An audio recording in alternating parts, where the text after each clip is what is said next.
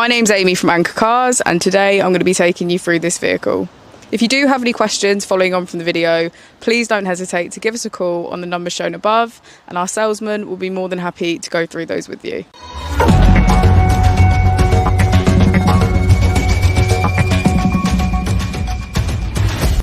Today we have the 2018 Skoda Karoq. This vehicle has done just under 45,000 miles. It has a manual transmission and a diesel fuel type. To the left of our steering wheel, we have cruise control as a feature, as well as voice control.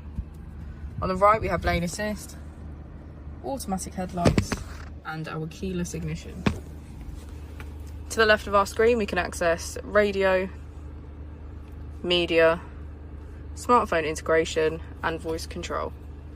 On the right, we have navigation, Apple and Android CarPlay, our vehicle status, and menu. If we put the vehicle into reverse, we can see that it comes with a parking camera with front and rear parking sensors. Just below the screen is our dual zone climate control. And if we press our mode button, we can access sport mode, individual, eco, and normal.